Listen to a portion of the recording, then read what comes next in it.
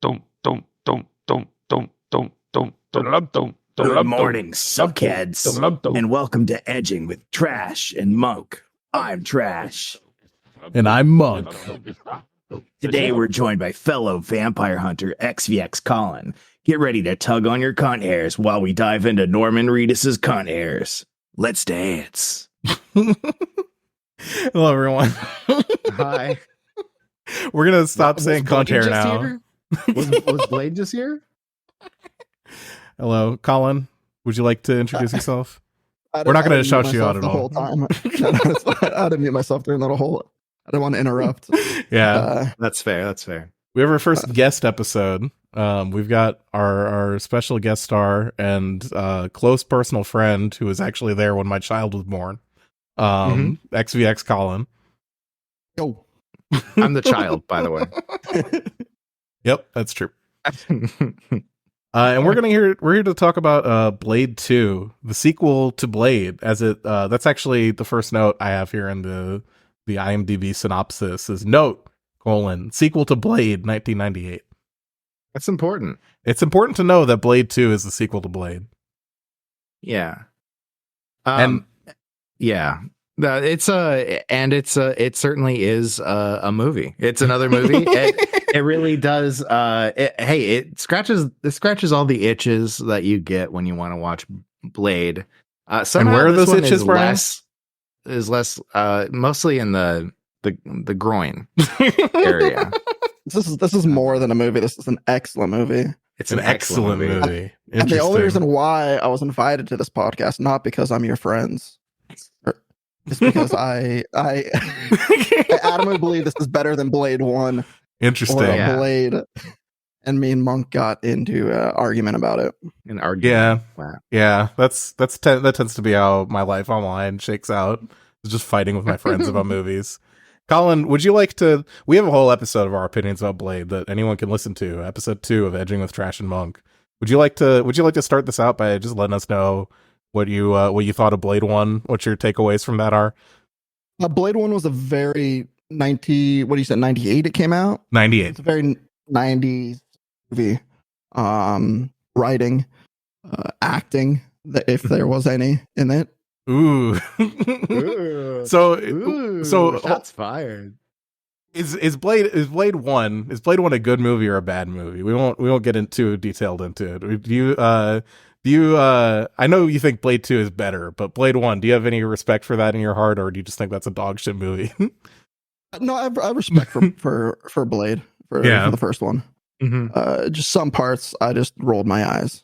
Yeah. And I couldn't get past. And after rewatching Blade 2, when did I watch it the first time? Like a month ago, maybe we had something this discussion. Like that. Yeah. I rolled my eyes a few times in Blade 2, but not as much as Blade 1. Not as much. Interesting. We won't even talk about Trinity. Don't invite me for Trinity. Does that movie even exist? I don't know. No, we'll probably do it on the podcast at some point because we hate ourselves and we'll watch anything. It's its own special, beautiful train wreck. Yeah, truly. Let's see. Do we have any bits we want to get into as we're starting up? Do we have or do we just want to jump in? I do kind of just want to jump in, but Brian, I talked to you about the crotchless J.O. pants yet? No. Wait. I've seen these. You've seen the crotchless J.O. pants. I want a point of clarification. They're not crotchless. They have they have a gap that you can open up. Like you know how on the front of like let's see, like boxer shorts, they have like that nice big open flap that people's cocks fall out of sometimes. Yeah. Well, that's this, but bigger and pants. Yeah, I saw the ad on Twitter for it, and I'm like, damn, Brian needs some of these. That's wow. I can't believe this slander.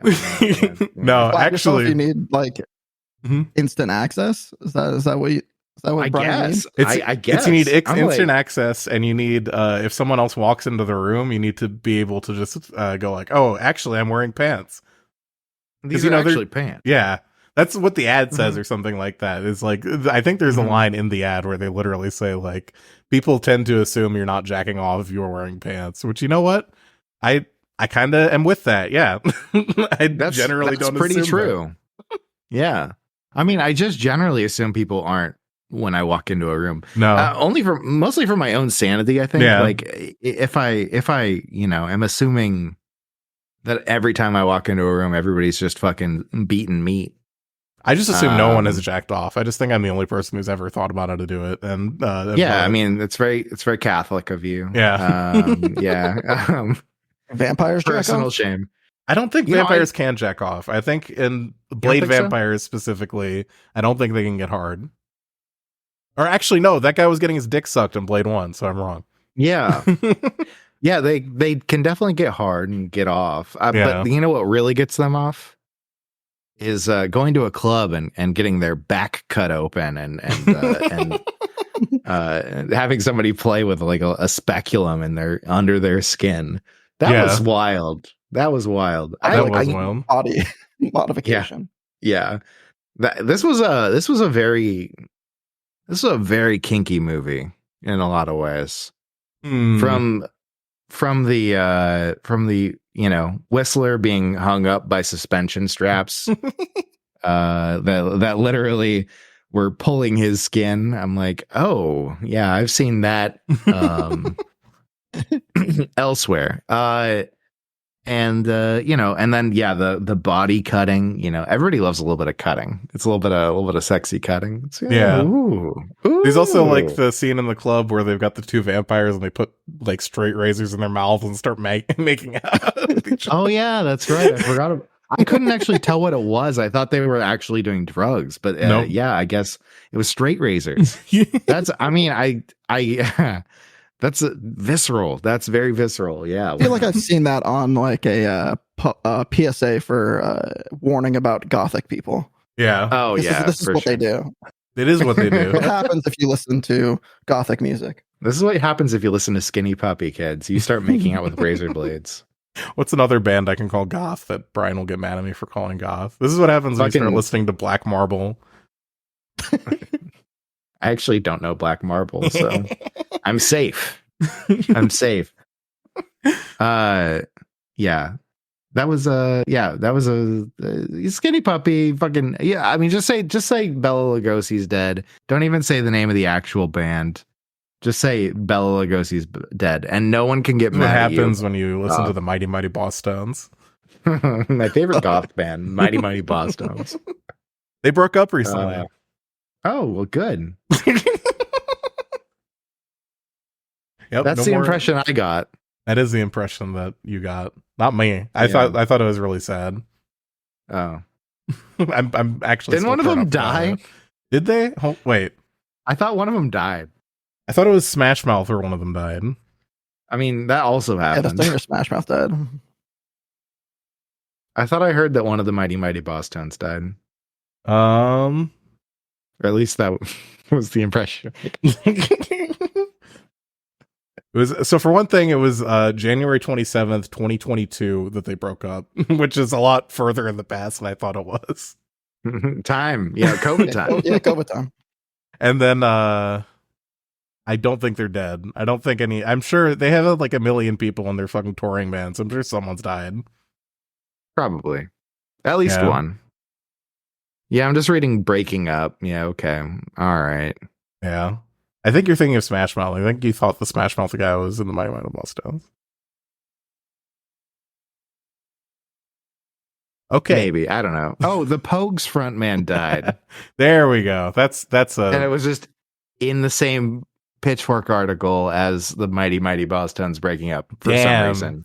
Damn. Gotta suck to be a dead musician and be sharing an article with your death about the Mighty Mighty Bosstones breaking up. I know, right? It's fucking... Huh.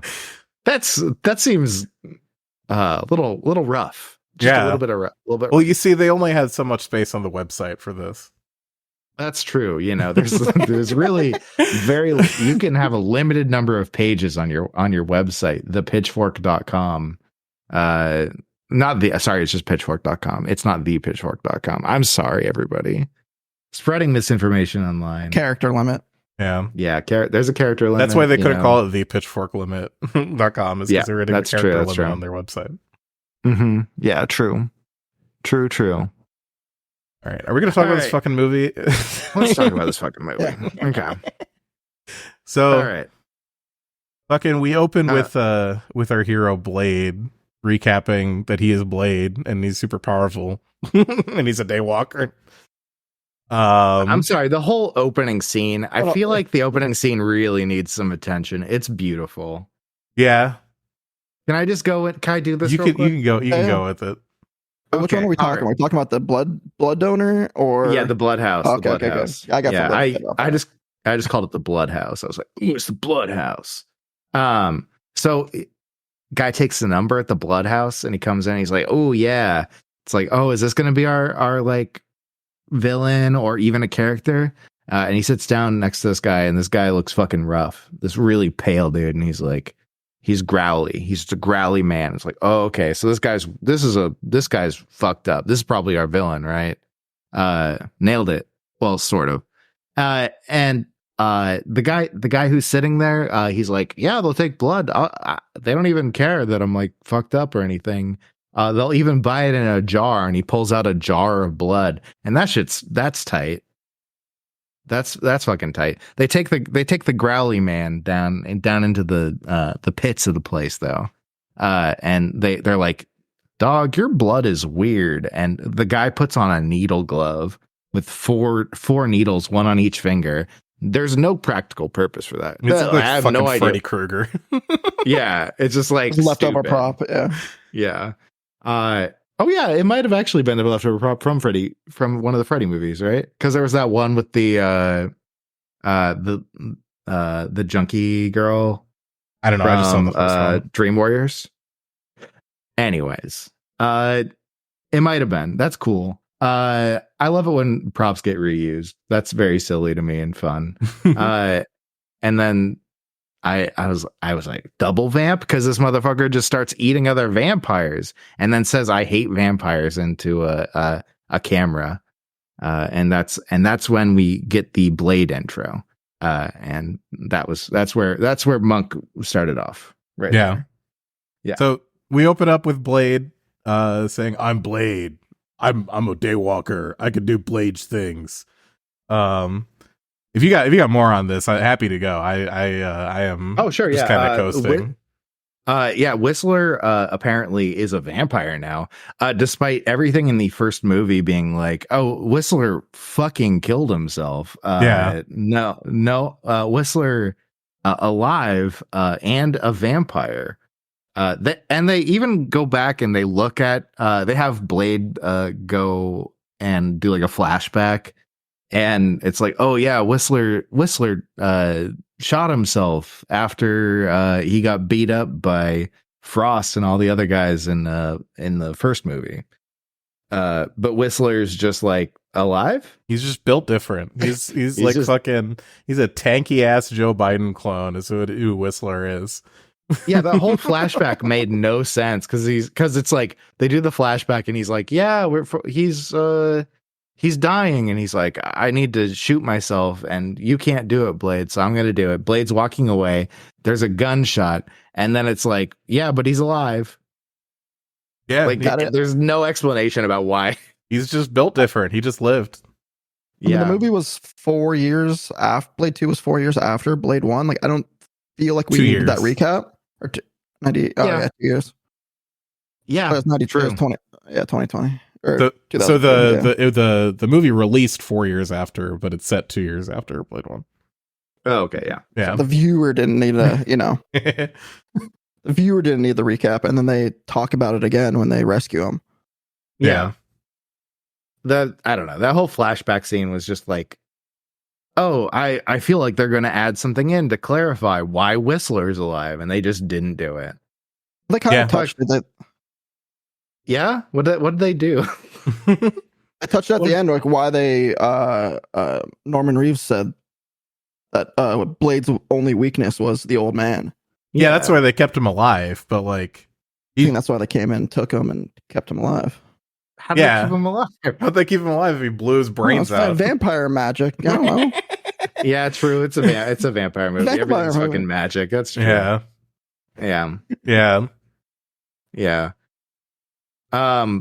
There's like a opening fight scene, and Blade does some badass shit. It's classic. It just every fucking movie. That's what happens. Hell yeah. He does some like fun new things. He's got like the batarangs, and he fights them on the motorcycles or some shit. Or does he do some shit before the motorcycles that I just was not paying attention to?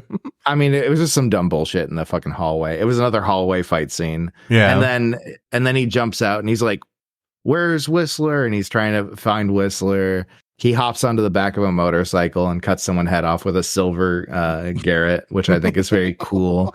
Very cool. Let's see.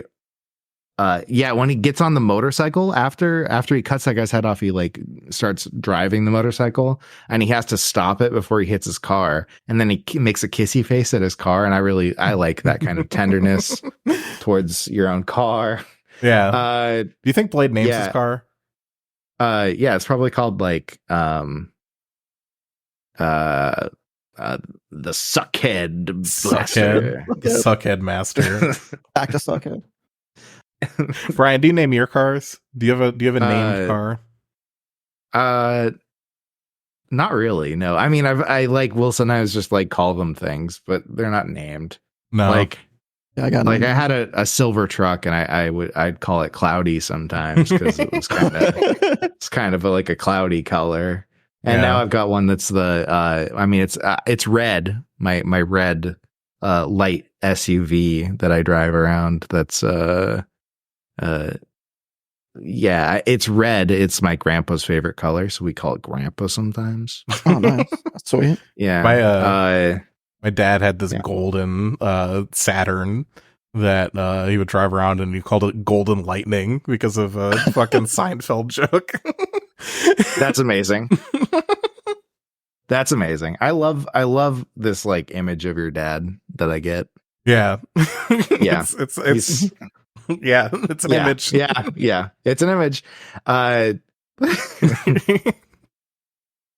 Anyways, so he finds who I call the running joke vampire. And I think this happens in the other movie too, where there's a vampire who just keeps. I mean, yeah, in the other movie, it's Frost's little sidekick with the arm. That's right. Yeah. And then in this one, it's just this guy with like funny glasses, and he's bald. Yeah. And he's like, got long hair, and he's bald, and he's like, oh, kind of punching down at the Skullet community. TVH, kind of. So true. So true. People walking around every day with these skullets, and they don't get the respect that they've earned, I think. So he like tortures this guy by trying to like grind his face off with the wheel on a motorcycle that has fallen over. So that's cool. And then he's like, "Take me to Whistler." And then he takes him to Whistler because apparently he broke to the torture. Yeah, they walk in on this room. Works. Blade says torture works. Okay. They walk in on this room of all these high-ranking vampires, and they're having a little coke ski with this red coke. They're doing the cinnamon challenge, and they've got this is the Blade extended universe I want. I want a Scarface blood coke movie. Yeah. Oh yeah, it's red because it's blood. That didn't even occur to me until he said it. For real. I want that movie. Maybe Marvel will give us that. Since what, does somebody have COVID or something? Yeah, I mean, there's the new Blade movie coming out. So yeah, it could happen. It could happen. Maybe this is the Blade movie where they're like, well, we don't actually care about Blade. We're just gonna have like, this is gonna be about a vampire crime lord. Yeah, I don't think sick. I don't think they're allowed to have drugs in Disney movies, unfortunately. I think it is going to be rated R. Interesting. Maybe Disney's turning over a new leaf. Oh, I like to do my ceremonial can crack in the middle of the show. You gotta do it. I should have waited. Yeah. What you sipping on? Oh well. I'm drinking a limoncello LaCroix. Hell yeah. Tastes like a lemon cake from a box. Nice. I'm drinking another IPA that tastes like dishwasher soap. Wow, that's beautiful. Collin, you sipping on anything? What was that? You sipping on anything? Sipping on? It's coffee. Nice. Black coffee. Nice. I ought to do some of that. I'm gonna do some of that later, or maybe tomorrow. I don't know, one of those. But I'm looking forward to it. I haven't had coffee in a couple days. Hell yeah. Okay. Also, not just blood Coke, also blood vodka. Fireball whiskey. Yeah, Fireball whiskey. Yeah. And this is where I started looking at the digital effects in this movie and was somewhat impressed. That kind of fell apart later. But it was pretty good at the beginning. There were some decent digital effects that were mixed digital and practical, and I was like, oh, that's kind of cool. Yeah. I feel they didn't overdo it. Yeah. Especially for the time of the cinema where all the CGI was coming out. Interesting. I do think they severely overdid it in a couple of certain areas. Absolutely. Yeah. Or at this particular junction they didn't, so I'm gonna refrain from commenting on it at that point. Yeah, absolutely. I fully agree with you. Once the end was bad, and it started good and it got weird. Yeah. Not as weird as Spawn. After watching Spawn, this movie looks fairly normal, but it's there's never any point where it looks like you're like you need a better PC in order to run the movie. So running joke vampire, Blade goes to shoot him but is out of bullets on his gun, and he's like, okay, catch you later, and then fucking leaves after killing every other vampire. It's like, okay, got it. And this is a vampire that he said he'd let live if he helped him. He said, I'll consider you a loose end. Yeah. Yeah. Sorry, that's a little bit more ambiguous. You're right. He inferred that he was going to let the guy survive, but yeah. Well, we'll get back to that later. Then we see Whistler in a suspension tank. He's in there. It's filled with blood, but somehow you can see through it. Yeah, it's like Bacta, but it's filled with blood. Yeah. Here's what I don't get. What's that? The fucking tank, filled with blood, supposedly. It's got red lighting on the inside, though. So if it's red lighting inside of blood, wouldn't it just like be opaque? Right? Yeah, I mean, if it was blood, it would be opaque. So it makes no sense on any level.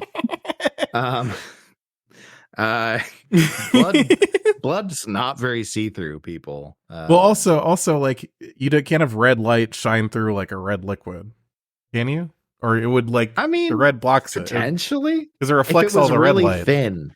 If it was really thin, you could see it. But watered down blood. Yeah, it could be watered down blood. It could be watered down. If it was watered down severely, if it was like 1 to 10 or 1 to 50, I'd be like, oh yeah, okay, sure, that's believable. But the way it is, it's like, oh yeah, it's pure blood. They're just keeping them in a blood bath. It's like, no. But it's good to see a bloodbath come back from the first movie. It's just a different kind of bloodbath. You don't true. It's not the rave bloodbath. It's another much worse type of blood. And what I would like to do is keep track of sort of like the point in the movie we're at in reference to the previous movie. So if we're talking about, we're at, like, this is like the act 1 of Blade 2 is like rescuing Whistler, right? Or maybe not act 1, but like the very beginning of the movie, and compare this to Blade 1 where they have the fucking nightclub scene. Easy point in Blade 1's direction. I think there's no contest here. What do you think, Collin? I believe the rave in Blade is way better than Blade 2. I'll give you that. Yeah, absolutely. So right now, 1 point Blade 1, 0 points Blade 2. We'll continue and we'll see if the tally. All right, we got the baseball scoreboard up right now. I'm writing it down. Blade 1, 1. Blade 2, 0. Okay, continue. Okay, so they open up the pod. First off, there's 3 pods, right? Which is just I'm wondering how many people are they putting in these weird blood pods? Is that like a common thing, or do they just have them around just cause? Well, you'd rather have it on there and not need it than need it and not have it, you know? Yeah. Like, imagine that's so true, bestie. Imagine you build the one and you need 2 of them, and then getting another one set up in a hurry is such a big pain in the ass, so you just set 2 up in case you ever need 3, you know? Just in case, yeah. And not to get ahead, of the ending when you find out about not the clones, but the little fetuses. Fetuses could have matured, and they needed a Bacta tank. Hell yeah! I see. For other experiments. I get you. Yeah. Yeah. Or maybe it's like a healing thing for the vampires. So maybe if you just got multiple injured vampires. Yeah, if you got multiple vampires that have been fully juiced like Blade is, it seems like all the time. That's very helpful. For sure. Okay. All right. I'll give you that. Let's see. What's next? Oh yeah, they open the pod up. Whistler falls onto like these suspension cables. It looks really painful. It's not hooks, but it certainly is pulling the skin like hooks. Are you certain it's not hooks? I guess it's like it didn't look like I hooks. guess it's arguably worse. It's yeah, it was rough. And then Blade pulls a sword out like he's going to potentially kill Whistler, but we all know that's not actually going to happen. He just cuts all the cables and then carries him out, and it's like, oh yeah, I've got Whistler. He's not dead. Wow. Yeah, the way I described that flashback scene that I was talking about earlier is Whistler shot himself, but survived, but vamped, but and that's, but I guess he was in stasis for 2 years, just getting blood. He was getting tortured. and then blood taken out of him, and then blood added back in. Yeah, blood in, blood out, and getting stress moved. Ball. His blood was chasing them. Yeah, that's true. What a mess. Let's see. Then they meet. They show up at the hideout.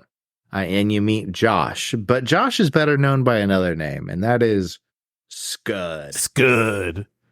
My favorite thing about Scud is he opens up, like, the first thing he says to Blade, and he's like, "Hey B, you want a toke?" And Blade is like, "Later." Not no. My favorite is later. I guess so. They get high. But...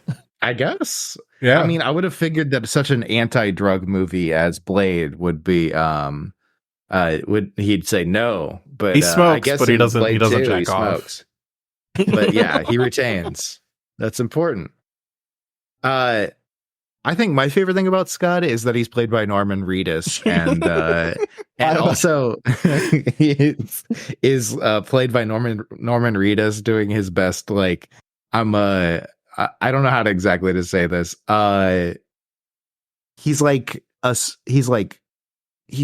90s street guy, but like, I don't know, like really into like new metal and rap. He's kind of like a Jesse Pinkman type guy. Yeah. Even better, I think Guillermo del Toro probably told him just act like Edward Furlong from Terminator 2.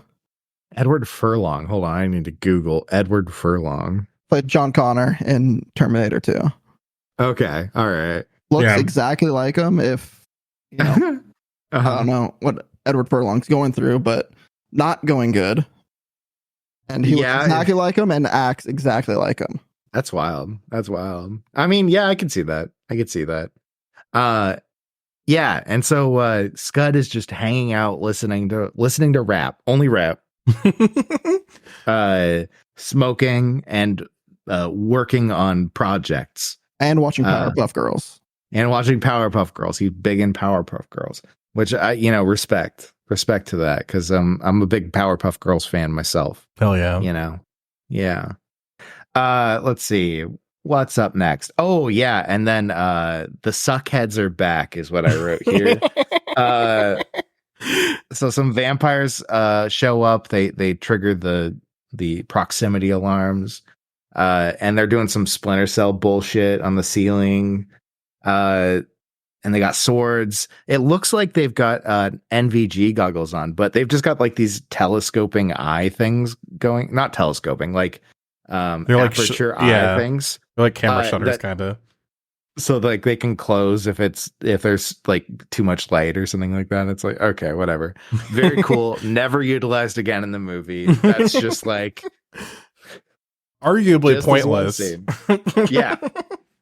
The only time they're useful is when Blade shines a light at them, the fuck off vampires light, and their eyes aperture close, and it's like, okay. Well, they close and then they open back up again to show the audience that they can do both.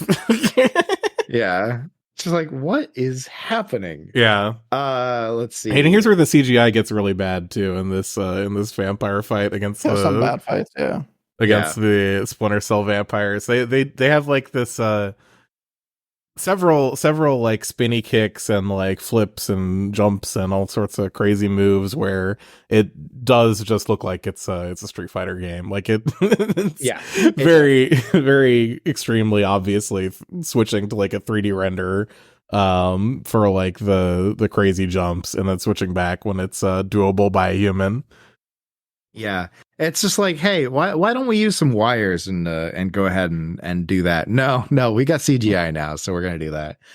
Great, fantastic. Yeah, it made it worse when it stood out because majority of the fight was practical, and then they would throw in like one or two really bad CGI. Wait, where'd those moves come from? Yeah, right. Yeah. Wow. I think if they added more CGI bad fights, it made it blended better. Don't get me wrong, I love a bad CGI fight scene. I'm not a hater for the concept of bad CGI fights. But I think you've got a point about it being blended in a really weird way where I'm expecting one thing and then suddenly he looks like a puma. Yeah. Like, huh? Huh? What happened? Yeah. Yeah, it takes you out of it. And that's not great. Anyways, this is all pointless. Everything that happens is pointless. There's a lot of whoosh, shit's hype, and then one of them's like, stop. We just came to deliver a message. You guys shot first. They were the victim. Yeah. Like, okay, all right, whatever. And then they're just like, there's something worse than Blade on the streets, so we're offering a peace treaty to you. And it's like, okay. And they hand him a big kaleidoscope that doesn't do anything. It's completely worthless. It doesn't become use. Apparently, it's like a key or something. Yeah, I thought it was a flashlight at first. I'm just. Yeah, I mean, not that I know what those are, but I think it was the same shape. Yeah, you wouldn't know about that. No. Yeah, have you all seen the cranberry sauce one that Monk came up with and then got the idea jacked? Because that shit's funny. I haven't seen that. Oh, you haven't seen the cranberry sauce? What's it? It's not only have I not seen it. Is that a fleshlight or is that a pocket? A pocket? I guess it wouldn't be a pocket pussy. It'd be a pocket. It's the same creator that comes out with all like weird ass ones on TikTok. Yeah, tomato one and Cars ones and KFC ones. Is this the same? Yeah, probably different. Okay, probably. I mean, it's pretty niche. I'd assume the food fucker community is pretty niche. But I could be wrong. I don't know. Let's see. Where are we at? Oh yeah, so they go and meet with the vampire hierarchy. What's the High Council? No, it was a stupid name. We like you made a comment Nation, on it. Vampire Nation. Yeah, Vampire Nation's fucking like. Is that a band? Isn't it Vampire? Yeah. Vampire Weekend. Yeah, is the band I'm thinking. Yeah, that's it. Yeah, Vampire Weekend.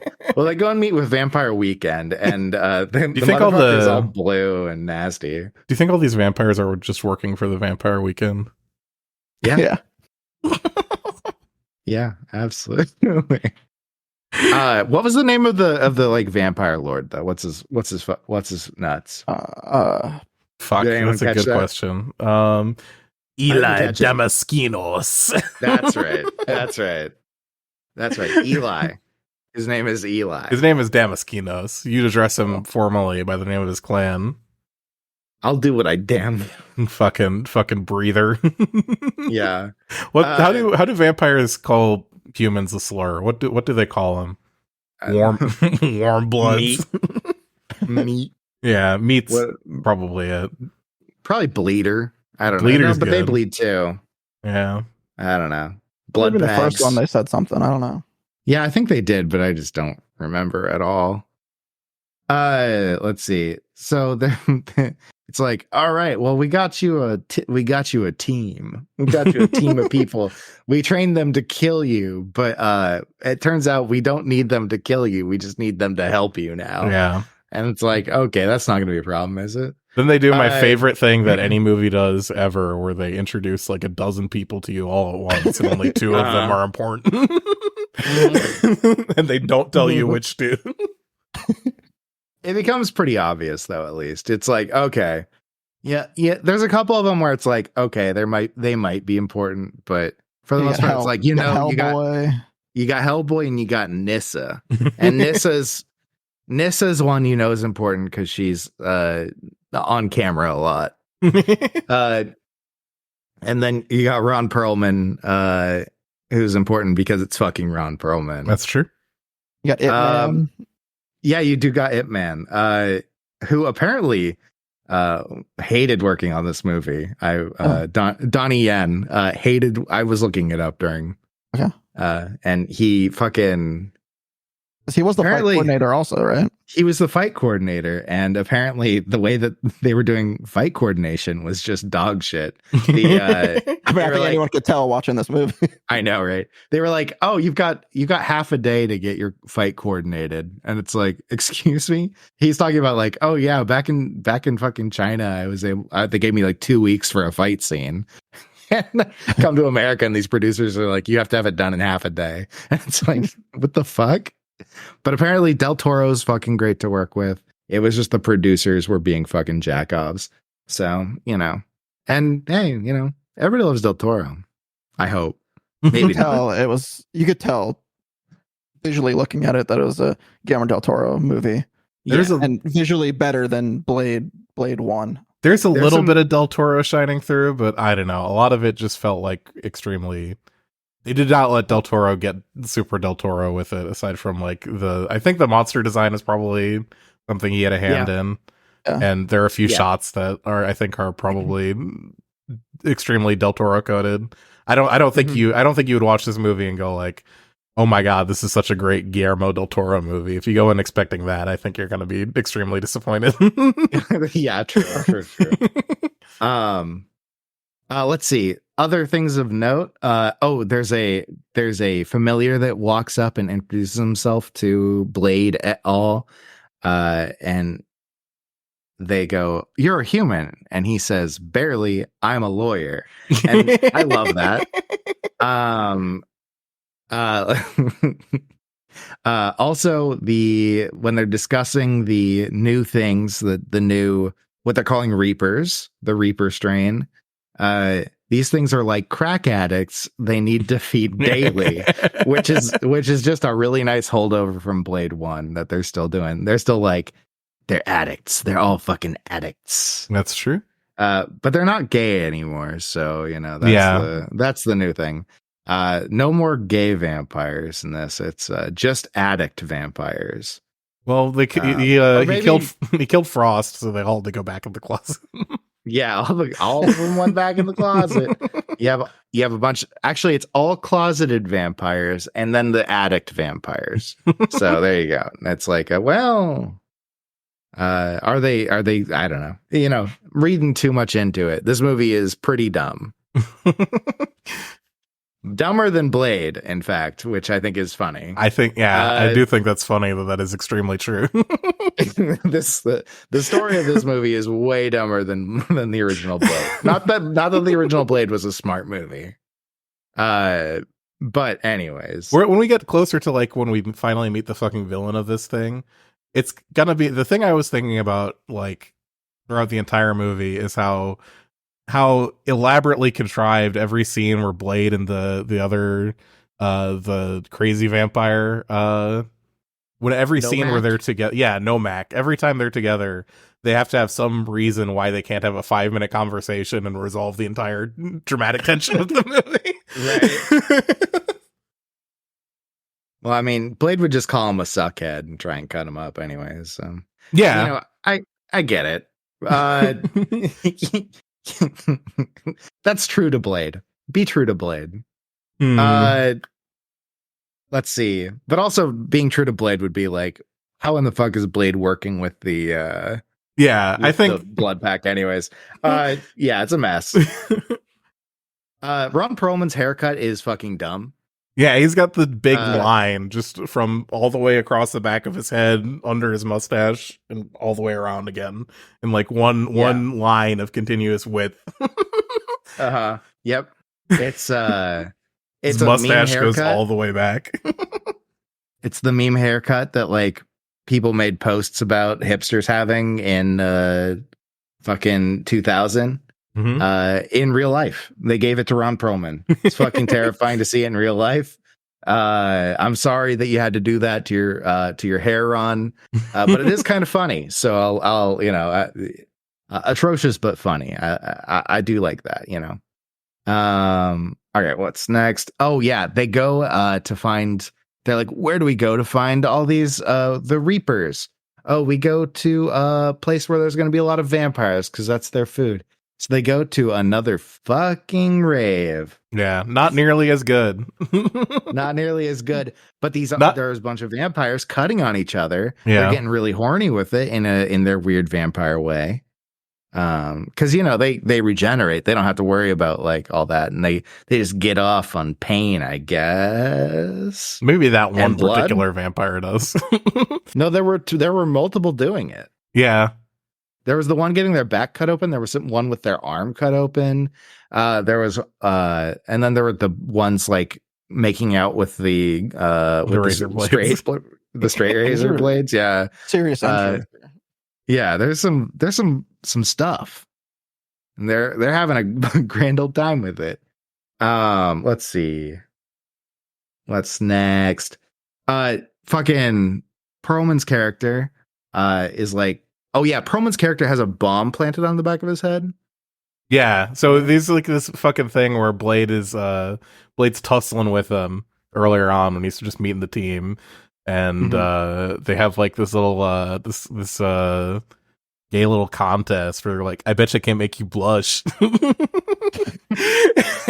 Which is probably supposed to mean something else, but I can't imagine that he has like that he's like human. I think that's supposed to be like that's human of you. I bet I can't tickle you. Yeah, per IMDb, I guess it happened in real life. Someone asked Wesley Snipes that, so he wanted to put it in for Okay, so definitely gay then. So Wesley Snipes got hit on and decided that needed to be in the movie. I'm pretty sure that was Wesley Snipes being treated racistly. Actually, yeah, I think so. That may have been it. That may have actually been better, but or more true to what happened. But you know what? Wow. Yeah. Okay. Give Monk a break, everyone. He's got COVID. Yeah, it's true. His brain's half working. Half-mast. Half-mast. So yeah, they have a little tussle after that, and Blade sticks a little beetle on the back of his head with a bomb. Trust issues. Yeah. They're really in the storming phase of team building, which you'd learn from any business psychology class. And Blade shows up with like a freaking C4 body vest. Yeah, that's right. They were like, "Oh yeah, how do you trust so easy?" It's like, I don't. I'm ready to explode. What was it? There was something else. Oh yeah, but the reason I brought that up is that Perlman's got the beetle on the back of his head, right? And he's like, "Ooh, it'd be so easy to shoot the controller that would make it blow up when they're in the club." So he points a gun over at Blade, and then what is his Chappie? What's his name? Chupa. Yeah, that's right. He's like, hey, he's got you. And you see a lasers on Perlman's chest as well. They're both pointing lasers at each other. They got laser pointers pointing at each other. And you just see Blade smiling, and I live for that. It's a good smile. Blade's smile when he's like, yeah, gotcha, suckhead. Chupa short for Chupacabra. Oh. That's how they did it. Oh. That's I mean, I guess that works. I liked his style a lot. It was too bad he was a real piece of shit, but you know. But yeah, very cool style. I liked the mesh shirt that he was wearing for like the entire movie. Yeah. Big fan of Chupa's style. You hear that, Chupa? Here's looking at you, Chupa. So they end up getting into a fight with all these Reapers, right? And finding out that these Reapers are extremely resilient. They basically are unkillable except by light. They find basically at the end of the fight. And yeah, we learn a lot. We learn a lot about the Reapers. They have like a bunch of different fight scenes split up all throughout the club because everyone split up and went and did their own thing. And a couple folks, we learned that we have like the big dude with a hammer who fights one and swings his hammer around, and they're immune to blunt force. And the swords guy can't kill him; they're immune to swords force. And fucking Norman Reedus is outside hotboxing in his car full of network equipment, and he drives one into a wall. Krispy Kreme. That's true. He does have Krispy Kreme as well. Mother's milk. Mother's milk. So he drives one into a wall, and that doesn't stop him either. But he flashes them with the UV lights on his truck, which he gets one of them that way, and then the others, I guess, just fade away because he definitely does not have UV lights pointing backwards on the top of the truck. No. No. Also, I don't know, just fucking the UV lights in this movie are also really funny because they're just flashlights. Yeah, like they're not. Yeah, there's they're no, flashlights, like, and they have like or anything like that. They have like a sound that plays that goes like, yeah. so stupid. The whole time this is going on, and from the beginning, you don't know if Whistler's good or bad. Like they kind of tease that a lot with this. Yeah. Yeah. And during the fight, he vanishes. He's not there to help Scud. Yeah. You start questioning yourself. It's like, oh, is Whistler the bad guy? This definitely has more of a horror tone than the original Blade. That's true. And it's definitely more suspenseful, and it builds that much more effectively than anything in Blade did. Blade 1 is very like cut and dry an action movie. Yeah. Let's see. Donnie Yen, first off, is also wearing eyeliner, and I gotta say, fucking do that more often. You really looks good. And also has the most underwhelming fight scenes in the fucking movie, despite being the fight director. Yeah, probably because he had no one to fight direct him. Yeah, that's it. That's a good one. Let's see. The Nissa asks Blade an important question. Why do you hate us so much? And Blade responds in the dumbest way possible. He says, "It's fate." Sorry, babe. It's fate. Okay. Then what the fuck does that mean? Let's see. Oh, importantly, in the last scene, the big Reaper, what's his name? Naxus. No, what is this? Fucking Jared. Oh, his first name's Jared. I remember that. Jared. That's so much easier. Like the guy from Subway. Yeah, just like him. Bad one. Yeah, Nomak. Nomak takes Nissa hostage just to be able to talk to Blade, and it's just like Blade's just wondering why Nomak didn't kill Nissa, and that's and we don't know a whole lot about Nissa at this point, so it's all very confusing. or Nomak. Yeah, we really don't know very much about anyone in this movie. Yeah, there's a lot of stuff that gets revealed pretty late. Let's see. Scud develops after the fight. Scud develops a new UV flash grenade, and Whistler's like, I was never able to figure that out, and Scud's like, well, I'm built different. Yeah, and makes it really quickly and easily, and it's like, hey, oh yeah, and then Ron Perlman, as they're looking at the corpse of a Reaper they captured, decides that this is a perfect time to make up some fun words, and describes the pheromones that they're going to be using from the Reaper corpse as "suck puppy's nut juice." So that stuck out to me. I liked that a lot. Oh yeah. Oh, you forgot about the whole dissection scene was pretty good, where they're like literally just chopping one of these things up. That's probably a Del Toro moment where they're filming like all the guts of like the monster and how they all like fit together and shit. Mm-hmm. Del Toro, one of the Vampire Team 6 members got bit, and like every vampire movie hides it. Yeah, the fucking like biggest asshole in the world to be is the type of guy in a vampire zombie movie to get bit and just tell everyone, "No, haha, I'm fine." Wasn't that crazy? Like you pointed out, shirtless with a vest, but the vest had a collar that he could pop. Yeah. Also, he was he I don't know if he was Maori, but he had the face tattoos that were Maori. I could look that up right now and see if the guy was. But his character name was Lighthammer. Lighthammer. What a fucking name! He has a big hammer. You just type in Lighthammer, comes right up. Blade 2. Born in Liverpool. He's English. English guy with the fucking. With the Maori face tattoo. Amazing stuff.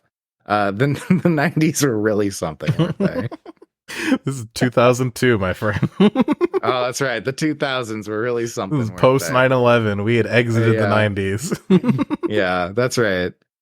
So that's something else to just fun little thing to hate about the movie. Yeah. One other thing to hate about the movie before we get too far away from it, when they're going to the club. The club is called House of Pain, but they do not play Jump Around at any point during the movie, which is a big disappointment. You can't call your club House of Pain and then let me down like that. I'm expecting everyone to jump around. I want to make you feel better about House of Pain. Yeah. Per IMDb, once again, Michael Jackson was supposed to make a cameo as a vampire pimp. But had to bow out because of scheduling. And they had someone else do it, but then they ended up cutting it out. Oh. Because of pace. It didn't fit the pace. It didn't fit the pace. They didn't, it's good they didn't get Michael Jackson then. But also, it was probably Michael Jackson actually being like, yeah, I don't want to be in this fucking movie. Which, respect that, Respect the shit, I don't know about that. Let's see. Lighthammer. They go down to the tunnels. They're like, "Oh, we're gonna go get him. We're gonna set off a bomb underground in these sewer tunnels.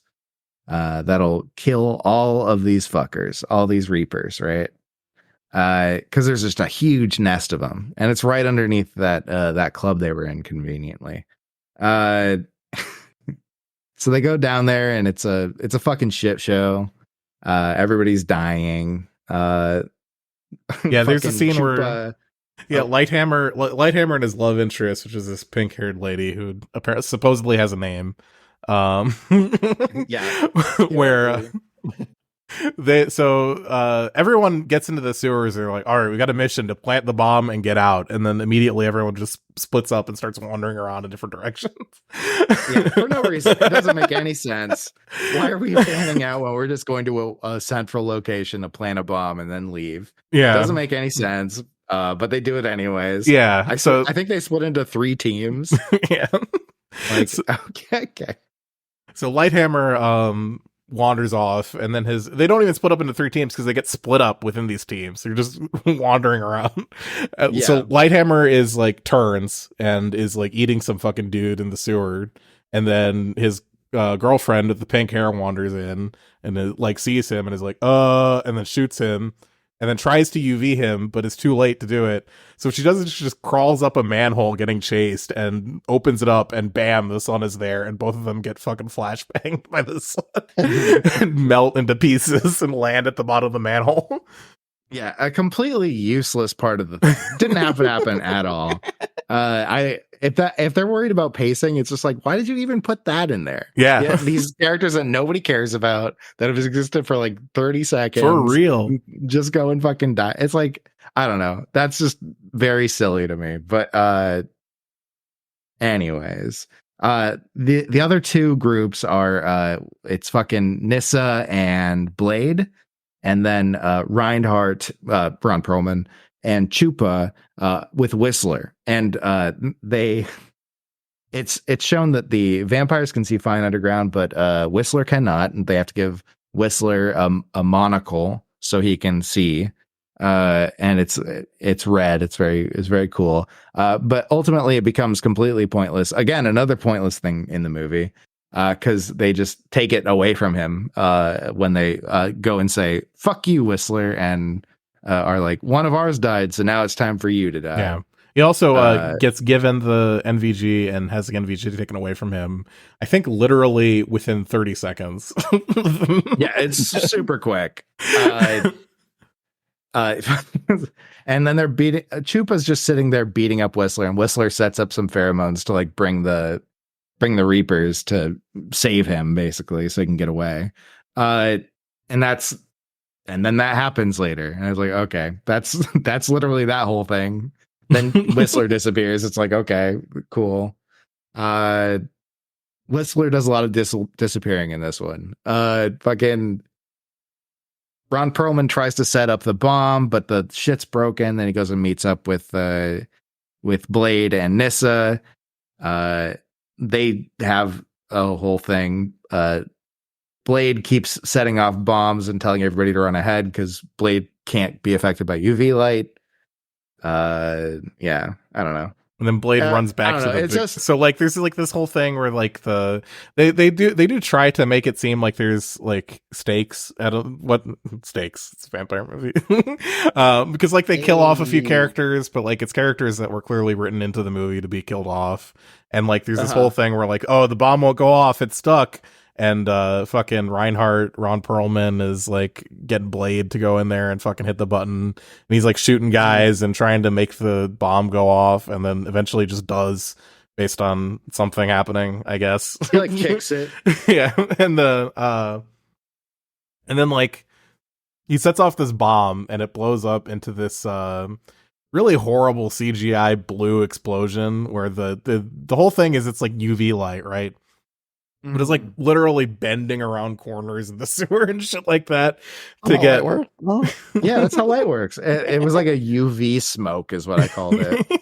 It's like a UV smoke bomb. It just flashes everything. Like, what in the fuck is this? Yeah, but you know, stupid vampire magic, whatever. Yeah.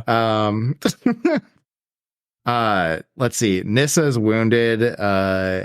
And Blade feeds her some Daywalker blood, and she heals up. And then Reinhardt betrays everyone. Reinhardt, the obvious betrayal by Ron Perlman's character. That was definitely not obvious from the get-go. We also have a little moment where Whistler meets up with the big bad, who's the only one of these fucking vampires to have magically survived the UV thing by virtue of being like 50 feet away from where it went on. Yeah, gotta love some plot armor. That's great. Yeah, so he talks to Whistler, and he's like, you have to tell Blade this secret that will explain the plot of the whole movie, and then whispers into Whistler's ear so the audience can't hear it. But then I don't know why Nomak had his chance at the rave say, hey, this is what's going on, but didn't. Yeah, because it's a bad movie. to both Nyssa and Blade was there with both of them. Yeah. Yeah, and didn't do it. And he knows Nyssa too, based on I'm just gonna fucking spoil it. So like the secret is that Nomak is like the fucking evil head vampire's like kid is like a clone of him, and he's like been experimented on to make him stronger. Yeah, so they're brother and sister. Then he knows her. Like at the end of the movie, he's like talking to her, and he's like, "You were always his favorite." So they've got like history in some way, at least enough for him to know that. Yeah, Luke and Leia, Star Wars. Yeah. Less of a sexually charged dynamic than Luke and Leia, but I see where you're coming from. That's true, yeah. Luke and Leia are more like the brother and sister from The Crow than the brother and sister from this movie. That's pretty true. I mean, it's not zero though. I mean, this is a new metal fucking, edgelord movie. There's definitely a little bit of sexual tension between every fucking character for some damn reason. Yeah. And it really does pay off with those two specifically at the end of the movie. But yeah. I mean, it's more metaphorical, but it's still there, Yeah. So he's fucking he's fucking acting crazy. Reinhardt betrays everyone and then like tases everyone and brings them back to Vampire HQ, where Whistler, the big secret that we couldn't tell the audience when Whistler found out about it, Whistler immediately is like, "Listen up, Jack." They're fetus clones. They bioengineered them in a lab like COVID-19. I'm Joe Biden, and I believe that. I did that. I believe that all of a sudden. I did that. I made COVID. So like he's it was just so dumb because like I see that and I'm like, why the fuck couldn't you just tell us this like 30 seconds ago? Why do you have to make a big deal about him leaning over and whispering to Whistler when fucking no one else is anywhere near them at all, and the only person they'd be whispering to hide something from is the audience. Yep. In a tunnel, it could echo, Yeah, true. But he wants people to know. Who does he want it to be a secret from? Oh, good question. They could have just talked. Let's see. They capture Blade. Oh yeah, they capture Blade. They capture everybody, including Scud. But did they really capture Scud? No, Scud is actually a familiar for the Dubois clan. The Dubois clan. The big the Vampire Nation familiar, right? I had this earlier. Damaskinos. Damaskino. There we go. The De La Soul clan. The De La Soul clan, yeah. And Norman Reedus was a fucking familiar. And so the bomb that he set up, that was his bomb that was on the back of Reinhardt's head. And it's like, oh, it didn't work because Blade had been sabotaged. And but then it turns out Blade knew the whole time anyways, so Blade fixed it, and then Norman Reedus is holding the bomb and just fucking explodes. Yeah, which there's no indication that Blade ever figured it out at any point either, so it just feels like it's kind of like thrown in there to be like, haha, just to blow up Norman Reedus. I'm Sherlock, okay? Yeah, just to blow up Norman Reedus, yeah. Who I love Norman Reedus. Okay, I'm just gonna throw it out there. I'm very happy to see him in this movie, even though it is this movie. Here's another point of contention between Blade 1 and Blade 2 is the third wheel between Blade and Whistler. So last movie we had Karen, who has been written out of this one, just not even mentioned.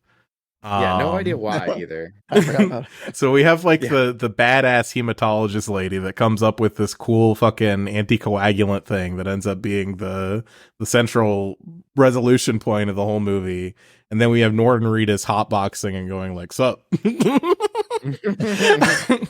Which of these do you think is a better character? Brian and Collin.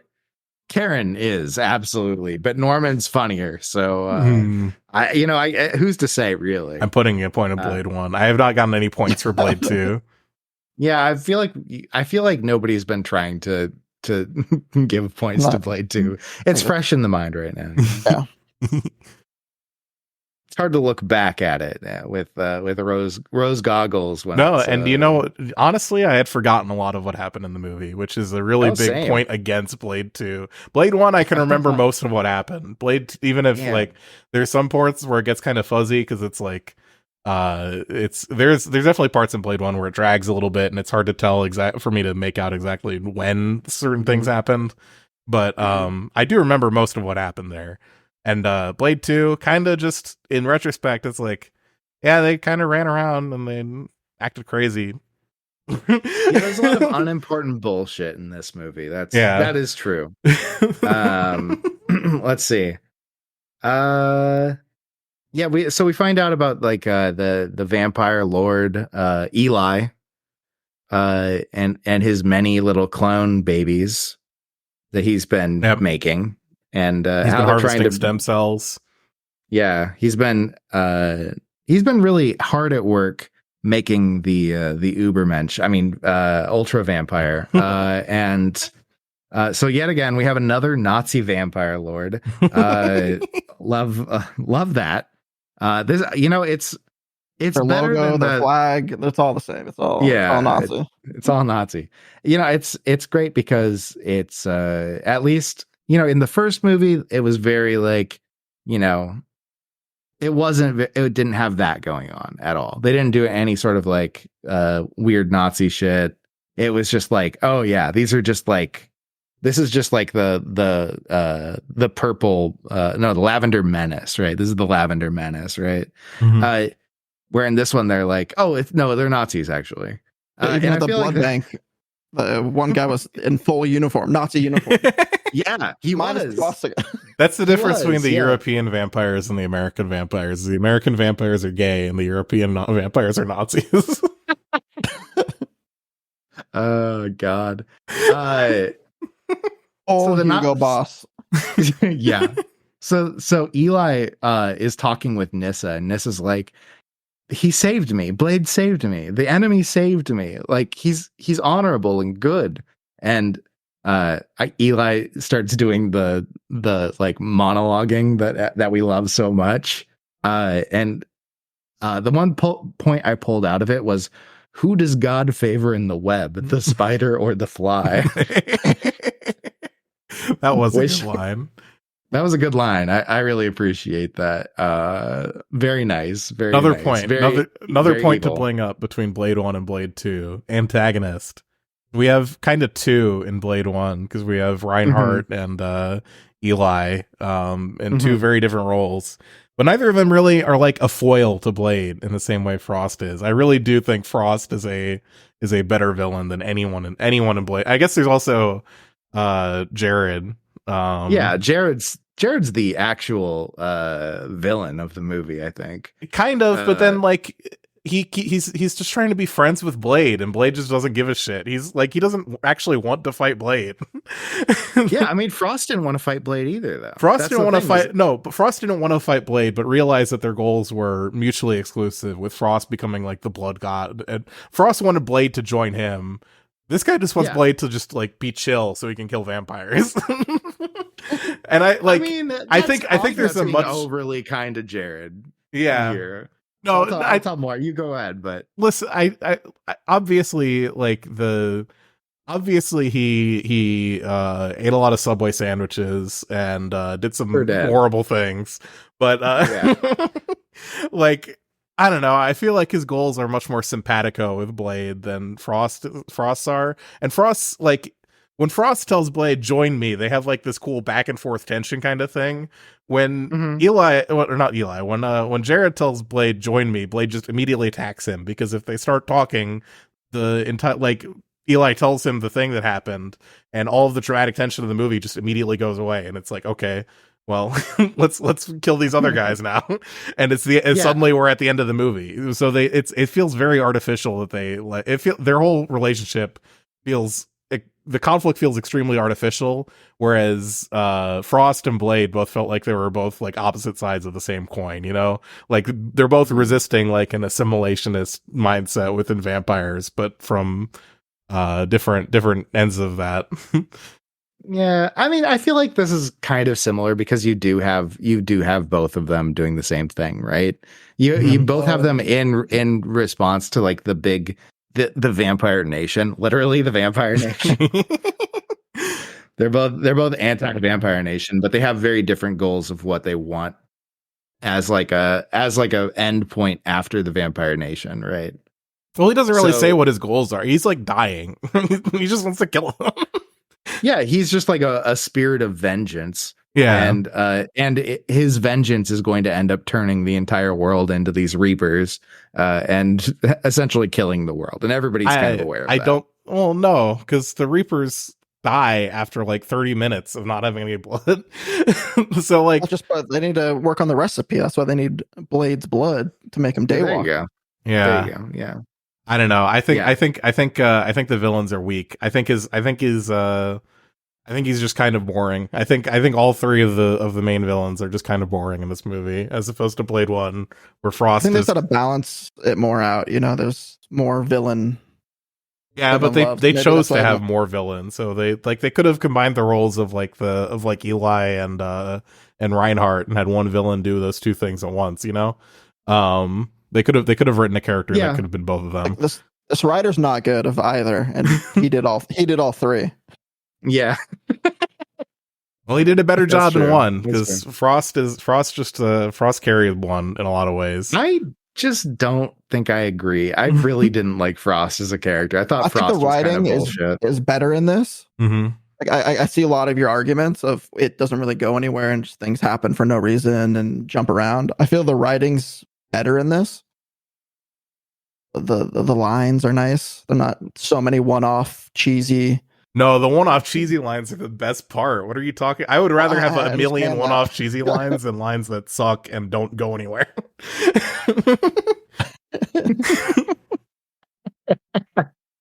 It's different philosophy. See, what we're seeing is philosophy colliding. Hold on, what's the speech from fucking The Crow? Yeah, the speech from The Crow is happening right now. There's ideologies, it becomes an idea, and then it becomes real in the world. But then they die off. I don't. Oh my god! I'm gonna go munch on my sister. Let me go suck my sister's face. Yeah. Anyways, so where are we at? Oh yeah, the Nazi vampire lord's trying to breed the Ubermensch.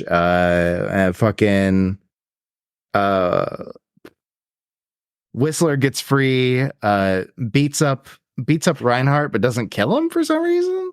Yeah. And then crawls away to go free Blade. Frees Blade. Blade's got like no blood left because they've been sucking his blood out. They've been juicing the boy.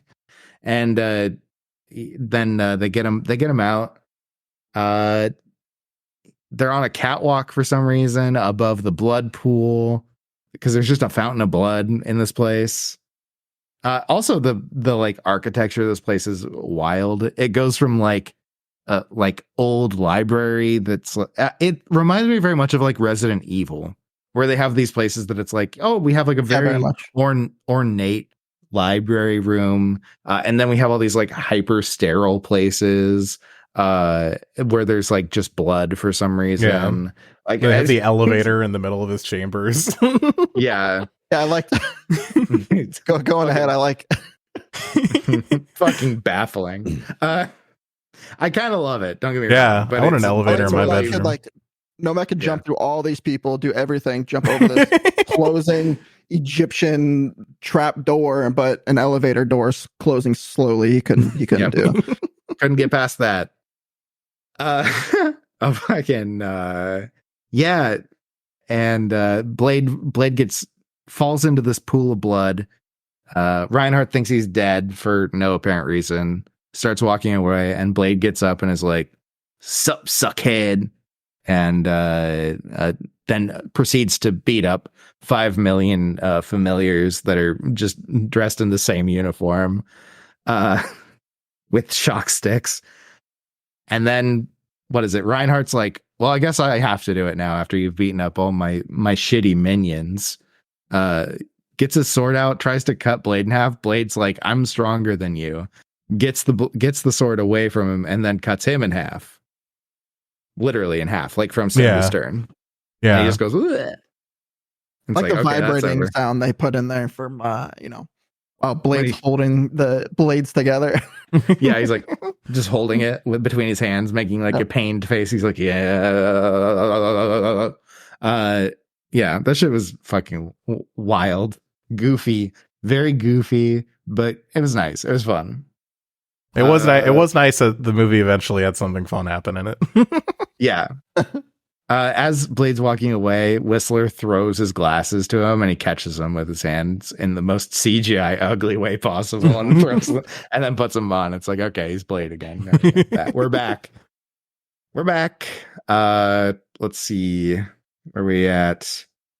Nyssa and Eli get to the roof, and Nissa's like, "Yeah, I'm not letting you leave. We need to end this." And Nomak shows up, kills Eli, and they talk a little bit, and then kills Eli, and then Nissa's like, "All right, fucking do me next, because we gotta close this circle." Which is just like, okay, what? I don't know what the fuck that means, really, but you have to kill me.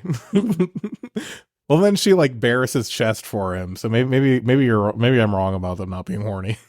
Yeah, exactly. That's very sexual murder scene. She bears chest and neck, and then he's just like, he just gloms on with his fucking weird parasite face. Something we haven't said this entire time: the fucking the Reapers, they have like a predator face that has like a big like parasite like thing. They have like it like folds outwards like a pair of crotchless Jo pants to let the little worm exactly. Out. Hey, full circle. We're closing the circle. We're closing the circle. Let's see. And then Blade gets to the roof and he's like, "Oh, I guess I gotta fight Nomak." So they fight. And you can't guess who wins. Yeah. What's funny? It's Nomak. No, just kidding. No, Blade wins. Yeah. What's funny to me is in this fight, like they had like this whole dissection scene where they're taking apart one of these Reapers and seeing like, wow, it's got like a billion pieces of armor everywhere that could keep you from ever killing it, possibly. And Blade just like fights it with a sword and just eventually like just keeps beating the shit out of it until eventually just the sword blade happens to find its way into the weak spot in the armor, and the guy's like, "Oh wait, I can die," and then he just jams it further into his chest. Yeah, because he just wants to be over with it at this point. Yeah, Nomak's like, I'm stoked to die, actually. So yeah, but like this, it's like touching my heart. I can just, and then he just shoves it in and turns into a pile of blue flames. It's like, okay, all right, dog. But it's so antithetical to the ending of Blade 1, because in Blade 1, he's fighting Frost, and he's like, holy shit, how am I going to kill this guy with a sword? He's impossible to kill with a sword. So he kills him with the fucking anticoagulants, and he's like, some motherfucker's always trying to ice skate uphill. But then this time, he's the one trying to ice skate uphill. Why you doing that, Blade? You know how to kill this guy. It's UV light. Yeah, just use the UV light. It's easy. There are a lot of moments everyone knows. Yeah. With not using guns, with, absolutely. Blades. So it's such a Collin, I want to let you sell me on the writing for this movie. You brought that up. What's your I'm not the writing. Okay. I honestly believe this is a better movie than 1. Okay. I want you to sell me on why specifically. I just go back to the cheesiness of 1, and I think you're relying more on nostalgia than actually being a good movie. When we're talking about nostalgia, I saw Blade 1 like a year ago. For the first time? Yeah. Okay. But like what's good about 2? What do you like about 2? I want to hear something positive about 2. First thing that came to mind was the realism. Yeah. Is it? Okay, that's a thing you can say. That is weird. And apparently, Morbius was supposed to be the villain in this movie. Damn. Oh, what? Marvel. I guess Marvel didn't give them the credit because they wanted their own Morbius. Damn. And then it took like fucking 20 years to actually. And you got Jared Leto. Yeah, then you got Jared Leto. I think this movie was do probably it now, though. Yeah. Yeah, I mean that. I wonder if that's what's going to happen with the new Blade movie coming out. Maybe they could forget about it and then just redo Morbius. Yeah, they might just be like, "Oh, we got Morbius as a villain again." I mean, it wouldn't be the first time. And just have a Matt Smith dance scene again. I do think this movie was a better movie than Morbius. I will give Blade 2 that. Well, I mean, fucking, that's like walking. Yeah. Yeah. It's like easy. Morbius was such a fucking dog shit movie that I don't know. Yeah, saying something's better than Morbius is like saying that somebody actually made a movie. Guillermo del Toro did a lot to help this movie. Yeah, all the scenes where I could look at it and say Guillermo del Toro probably did this were better than the average scene in the movie. You'll see in Blade Trinity that the writer actually directed Trinity, and you'll see, where the badness comes from in this trilogy. It is bad. Yeah, Guillermo was probably tempering the badness in this one a little bit. Yeah. I heard the commentary for this on the DVD is good. Guillermo del Toro's pretty candid about things he liked and did not like. Yeah. CGI fight scenes and stuff like that, and writing. He complained about the writing. Yeah. I can imagine. I believe that. There's a lot to complain about when it comes to the writing, honestly.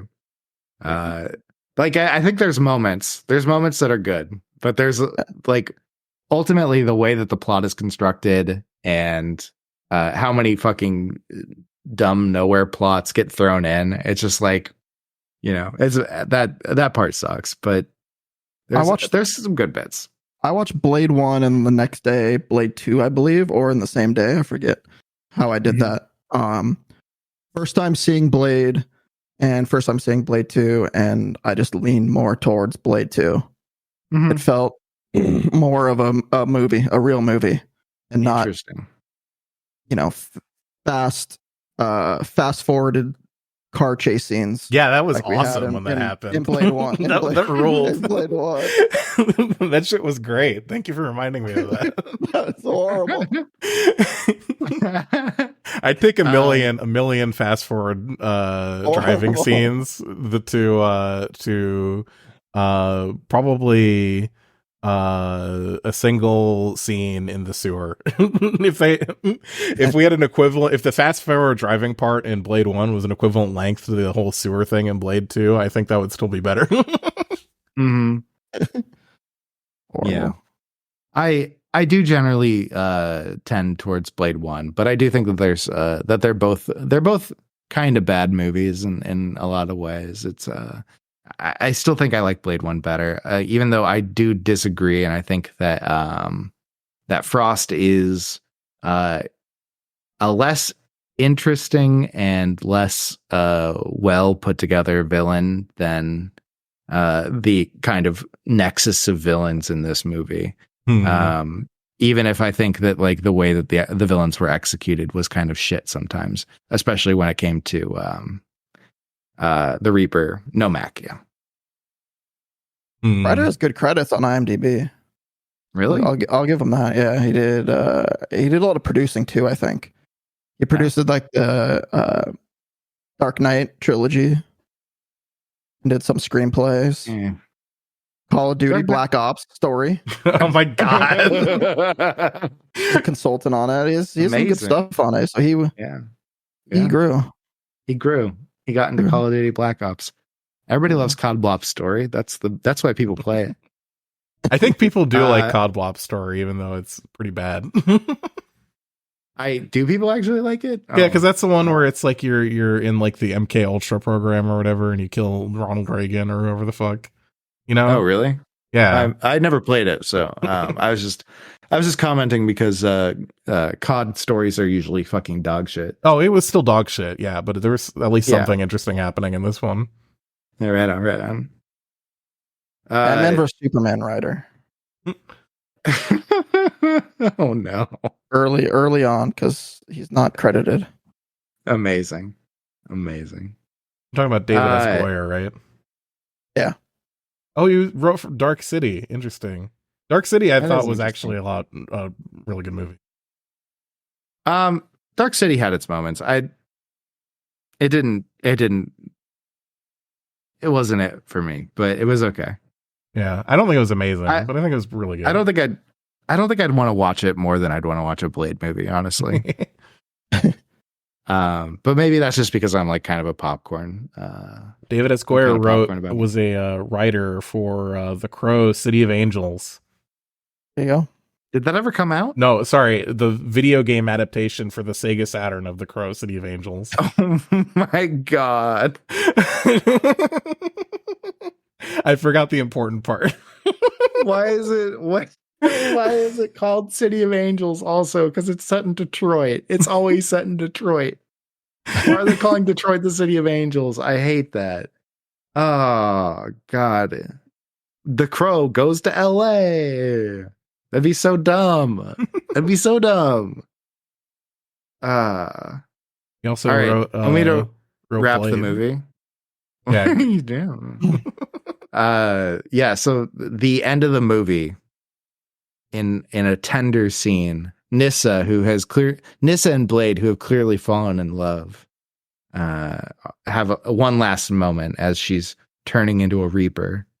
She says, "I don't have long," and Blade's like, what can I do?" And she's like, "I want to see the sun one last time." Actually, she'd never seen the sun before. That's right, because she was a True Blood. She didn't say that. She said something else. She said something about seeing the sun. Okay, don't fucking hold my feet to the fire about this shit. Okay. Anyways, so Blade carries her out to the roof, to the helipad where Eli and Nissa were gonna get away, and she's in Blade's arms, catching on fire and burning away as the sun comes up, and then credits roll, and we get one last scene at the end where running joke vampire goes to a peep show and Blade sticks a blade through his face. Yeah. Scene. I want to know what those razor blades were for, though. Probably for cutting whatever lady he was looking at. Maybe. Yeah, probably. Yeah. I think he said just in case. Yeah. Was the words he said, which interesting. Yeah. Interesting. He was also at the club for like a couple seconds. You could see him there, and he freaked out when he saw Blade. He was at the House of Pain again. Blade smiled again when he saw him, and he was running away. That's right. Yeah. That's funny. Yeah. Yeah. That's it. That's the whole thing. Blade 2, kind of, I think, a mediocre middle movie. Blade Trinity, I'm really excited to watch again, because I do remember thinking that movie ruled, even though it sucked so much. I'll give Trinity, like, I'm a sucker for bad Ryan Reynolds jokes. Yeah. And there's a lot in there. I'm pretty sure you can see the base of Ryan Arnold's cock in that movie. Oh. I didn't even know Ryan Reynolds was in it. I don't think I've watched Trinity yet. Interesting. So, I think he plays like a rough, like, Deadpool character. Okay. He plays Deadpool before Deadpool. Yeah. Yeah, I think he played it twice before I played Deadpool. In X-Men, and then that was his audition. And then this one. It's like a loose Deadpool character, I think. I can't legally call him Deadpool, I think. Yeah. Wasn't he like loose Deadpool and X-Men Origins Wolverine or some bullshit? Yeah. They call him Death Pond. Death Pond. Okay. Yeah, it wasn't a good one. Yeah, okay. Blade 2 was pretty all right, but it wasn't I agree. It's a mediocre movie. I'd give it a skip. I'd say Blade 1 is a watch and Blade 2 is a skip. I think they're both watch, but neither of them are like great.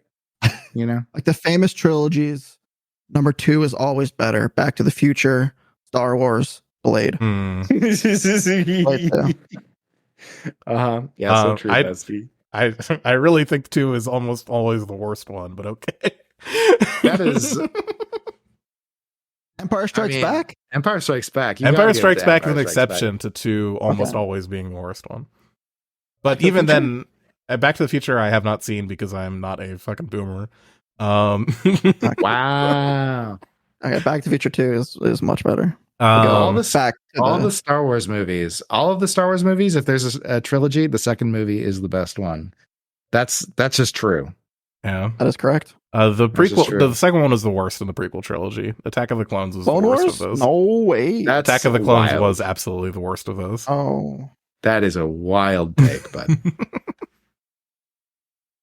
but most importantly, when it comes to it, The Last Jedi was the best movie in the sequel trilogy. The Last Jedi. Some people disagree. Glad we all agree. I'm glad we all agree on that. Because when people disagree with me, I get rabid on that one because that's something I care about way too much. The only reason people don't like The Last Jedi is because they're used to Star Wars movies being made for children. Yeah, there's that. And I don't know. There's also just there are a few scenes where it's Luke like Skywalker thing. Luke thing is a dumb thing to complain about because Luke ruled in that movie. I liked it. Yeah, that movie. The Casino Planet, I get why people complain about it, but also the Casino Planet's like fine. Yeah. I just it's like there's been dumber extra, shit in the Star Wars movie than this Casino Planet. I know, right? I think maybe they dragged it out a bit, and then a little bit. And I also longer than I needed to be, but I think when Leia was in space, I think they could have shot it in a way that made her look less like Mary Poppins, and it would have been fine. Oh yeah, that was the bad part. Sure, I did not like. Sure, yeah. Yeah, Leia in space was kind of a why'd you do that? But I think literally it was down to the way they shot it. I think it just looked goofy, and they could have made it look not goofy. I just kind of wish they didn't have somebody get blown out into space and like have. One problem throughout Star Wars is that space has never been as like well defined as like what it's like. So like when people are like ejected into space, it's like they're dead. Yeah. And she's Twilight Sparkles. Yeah, she gets Twilight Sparkles and drags back in. It's like, okay. But also in Star Wars, you could be like on the surface of an asteroid and like kind of a minimal suit with like skin exposed and you're fine. Mm-hmm. So tell him Carrie Fisher, but if Leia went out that way and then the next one she dies IRL, like she that would have been a good way to go out. Yeah. And I bet kind of kicked themselves so that they brought her back in. I don't know why the whole third movie's like legitimately makes me furious. Like I don't know. I haven't seen it. Are we gonna have to watch it at some point? I think we're gonna have to watch it, Monk. I'll watch Probably it again not for the you. podcast. I think that would be when we get the Patreon spun up and we have like 1 million people listening. We could do a bonus episode where I watch The Last Jedi for the first time in like 10 years after it came out. Yeah. I don't know. I think that like it'd be fun to start doing other kinds of movies as like a thing for the paywall. Have Edgelord movie night as like it's important to have a recognizable brand identity, but also it's important to give the people what they want, and they have to pay us. And that is talking, and that is my wheelhouse, which is talking about Star Wars for way too long, and caring way too much about it. 5-hour episode. Yeah. I'm fucked up over Star Wars. It's bad. Have been since I was like 3 years old. So, people talk about special interests, and Star Wars has really been mine, like my entire life. So regretful. I think but it's an excellent series of movies for children. I'm gonna fight you. I'm gonna destroy you with my eye beams. It's very funny. It's very funny telling that to people at work. It's also funny when people talk about like what the fuck the work. People talking about like what's her face, the lady everyone's mad at all the time. Wait, Sarkeesian? No, Kathleen Kennedy. Way. People aren't still mad at Anita Sarkeesian. I still hear about Anita Sarkeesian every once in a while. Well, that's because you're fucking hanging around with like hyper perverts. Yeah, I just they're mad at different. They're mad at different women these days. New women to be mad at. Yeah. Time Kathleen Kennedy, like people are like, she ruined my childhood. It's like, bro, like, really? I think if your childhood, even if they made like a Star Wars adaptation of Triumph of the Will, if that ruins your childhood, then you have a lot to be happy with about how you were raised. that a bad movie can retroactively be the worst thing that happened to you as a kid. Yeah, so true. So true. I'll be with you, Monk, that they are meant for kids. Yeah. They aim these a little bit, more towards the adult side. A little bit. All the shows and stuff, but at the end of the day, some of the shows, some of them are not. Yeah. Correct. Yeah, there's some of it's more adult coded, like, if we're talking about Ahsoka or like Mandalorian, they're like definitely more adult. Rogue One, even like the latest season of The Mandalorian, there was a lot of like kid bullshit in it.